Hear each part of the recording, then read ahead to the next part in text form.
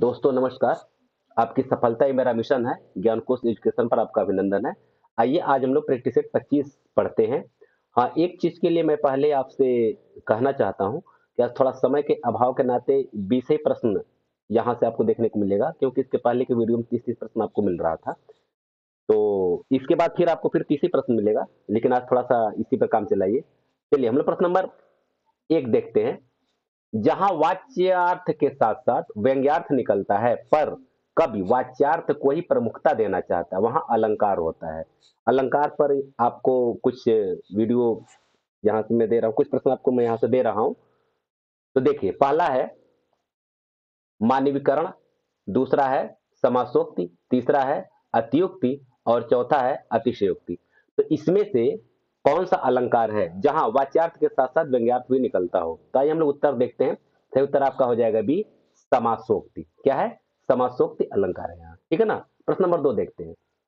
किसी कथन को अतिशयता के साथ इस प्रकार प्रस्तुत किया जाए जिससे वर्ण हास्यास्पद हो जाए, वहां पर अलंकार होता है। यानी वहां पर कौन सा अलंकार होता है? अतिशयोक्ति अलंकार होता है, या अतियुक्ति अलंकार होता है, अथवा अन्योक्ति अलंकार होता है, या वक्रोक्ति अलंकार होता है? तो कौन सा अलंकार होता है? देखिए, इसका सही उत्तर हो जाएगा आपका बी, अत्युक्ति अलंकार। इसमें अत्युक्ति अलंकार होता है, ठीक है ना। चलिए प्रश्न नंबर 3 हम लोग देखते हैं। जहां किसी वाक्य में वक्ता के आशय से भिन्न अर्थ की कल्पना की जाती है, वहां अलंकार होता है। वहां कौन सा अलंकार होता है आपको ये बताना है। ए, विरोधाभास, बी, दृष्टांत, सी, वक्रोक्ति, या डी, असंगत। इसमें से कौन सा अलंकार है आपको ये बताना है, ठीक है ना। तो आइए उत्तर का मिलान करिए। सही उत्तर आपका है सी, वक्रोक्ति अलंकार, ठीक है ना। आइए प्रश्न नंबर 4 देखिए। जहां सामान्य कथन का विशेष से या विशेष कथन का सामान्य से समर्थन किया जाए, वहां पर अलंकार होता है। यानी कौन सा अलंकार होता है आपको ये बताना है।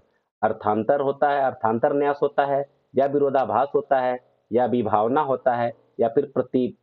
प्रतीत नहीं, सॉरी, ये प्रतीप होना चाहिए। तो यहाँ नीचे आप समझ सकते हैं, प्रतीत नहीं, प्रतीप होना चाहिए, प्रतीप अलंकार, ठीक है ना। तो चलिए तो आइए हम सही उत्तर देखते हैं। सही उत्तर आपका हो जाएगा ये, अर्थांतर न्यास। अर्थांतर न्यास यहाँ अलंकार होता है, ठीक है ना। प्रश्न नंबर 5। जहां उपमेय का निषेध करके उपमान की स्थापना की जाए, वहां पर अलंकार होता है। यानी कौन सा अलंकार होता है आपको ये बताना है। ए, अपनहुति, बी, असंगति, सी, वक्रोक्ति, और डी, विभावना। इसमें से कौन सा अलंकार यहाँ होता है जहां उपमेय का निषेध करके उपमान की स्थापना किया जाए? तो आइए उत्तर देखिए। सही उत्तर आपका हो जाएगा ए, अपनहुत अलंकार होता है। दोस्तों इसी तरह से आपको शानदार शानदार प्रश्न मिलेगा। अगर वीडियो अच्छा लग रहा हो तो उसको लाइक कर दीजिए, शेयर कर दीजिए, और नए हो तो सब्सक्राइब भी कर लीजिए।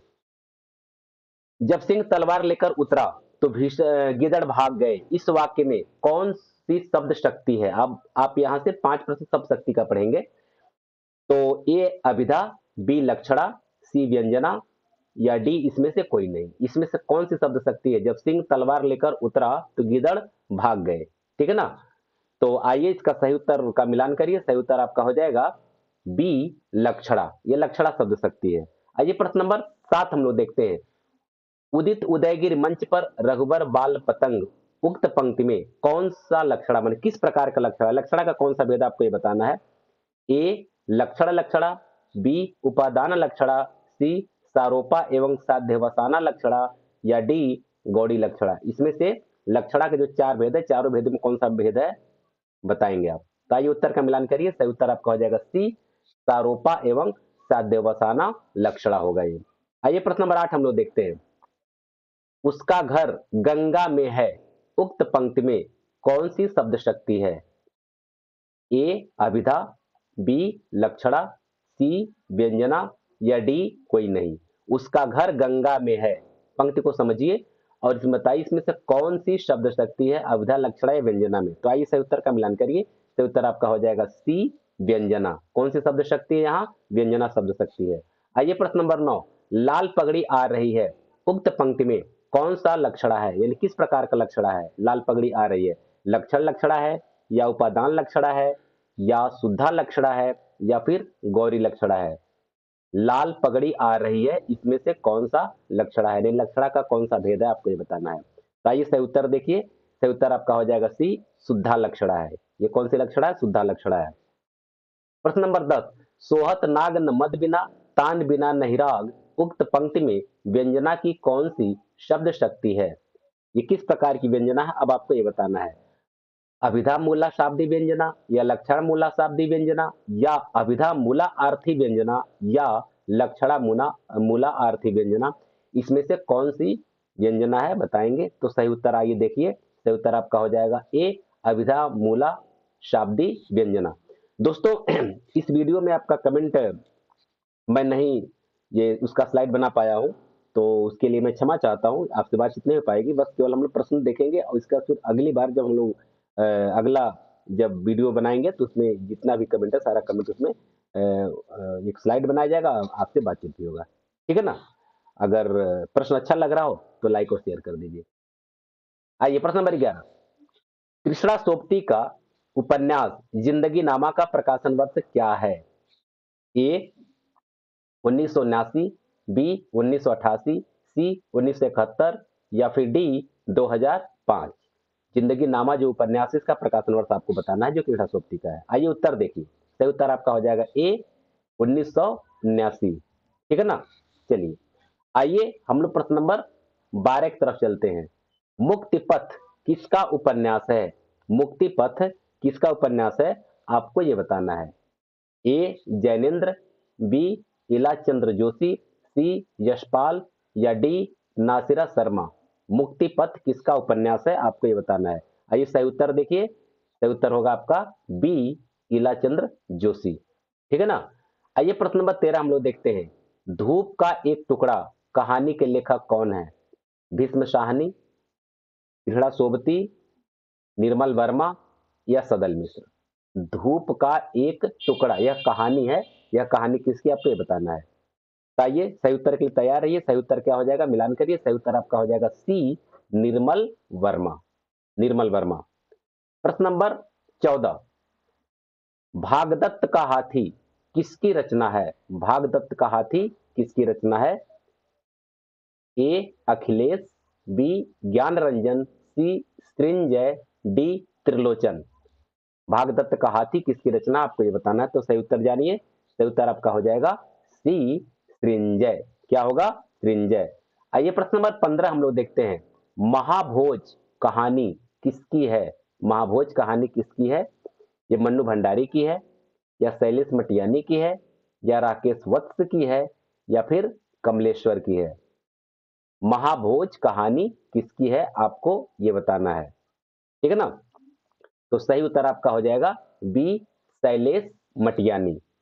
अब 15 प्रश्न पढ़े, और 15 प्रश्न पढ़ने के बाद दोस्तों प्रश्न कैसा है आप हमें कमेंट करके जरूर बताएंगे। और एक चीज आप नहीं करते हैं जो मैं बार बार आपसे कहता हूं, वो ये कि आपका 20 या 30 प्रश्न में कितना सही हो रहा है बहुत कम लोग कमेंट करके बताते हैं, ज्यादातर लोग नहीं बताते हैं।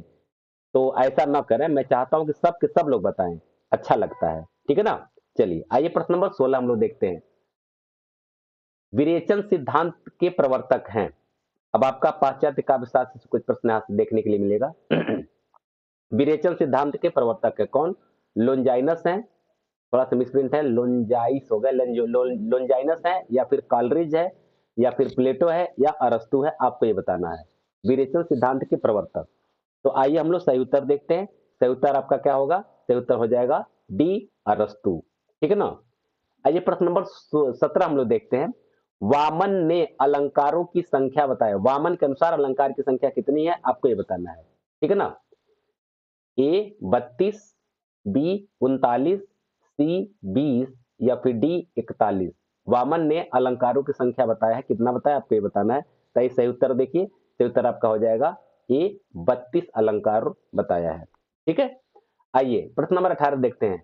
संरचनावाद का जनक माना जाता है किसको? माना संरचनावाद का जनक किसे माना जाता है आपको ये बताना है। अरस्तु को माना जाता है, या सास्यूर को माना जाता है, या सॉरी पहले प्लेटो है, प्लेटो को माना जाता है, सास्यूर को माना जाता है, या अरस्तु को माना जाता है, या फिर लिविस्ट्रास को माना जाता है। तो आप सही उत्तर हो जाएगा बी सास्यूर को माना जाता है। आइए प्रश्न नंबर 19। ट्रेजेट्री के लेखक हमारे विवेक को नष्ट कर हमारी वासनाओं को जागृत करता है, उनका पोषण करता है। अतः काव्य का सत्य वास्तविक सत्य नहीं होता। यह कथन है, किसका है? अरस्तु का है, या फिर प्लेटो का है, या कॉलरिज का है, या फिर लोनजाइनस का है। इन चारों में से यह कथन किसका, आपको ये बताना है। सही उत्तर के लिए तैयार रहिए। तो सही उत्तर आपका हो जाएगा बी, प्लेटो। ठीक है ना। आइए प्रश्न नंबर 20। प्रश्न नंबर 20 हम लोग देखते हैं, क्रोचे कैसे दार्शनिक हैं, माने किस प्रकार के दार्शनिक हैं, आपको ये बताना है। क्रोचे ए आत्मवादी, बी अनात्मवादी, सी यथार्थवादी, या फिर डी प्राणवादी। क्रोचे किस प्रकार के दार्शनिक हैं, आपको ये बताना है। ताई सही उत्तर जानिए। सही उत्तर आपका हो जाएगा ए, यह आत्मवादी दार्शनिक है। ठीक है ना। तो हम लोग यहाँ 20 प्रश्न पढ़े, और 20 प्रश्न पढ़ने के बाद आप लोग हमें जरूर कमेंट करके बताएं कि आपका सही उत्तर कितना हुआ है। हालांकि आपकी प्रश्न का लेवल काफी अच्छा था, इसमें कहीं कोई दिक्कत नहीं, ना बहुत कठिन था, ना बहुत कम था। अच्छे लेवल का प्रश्न था। मुझे आशा है कि आपको ज्यादा कुछ अ, प्रश्न सही हुआ होगा। अगर वीडियो अच्छा लगा हो, मेरा मेहनत सार्थक हो रहा हो, तो लाइक कर दीजिए और अपने दोस्तों को शेयर कीजिए। और मेरे चैनल पर अगर नए हैं तो आप इसको सब्सक्राइब कर लीजिए। फिर हम मिलते हैं अगले वीडियो में। आप सबको बहुत बहुत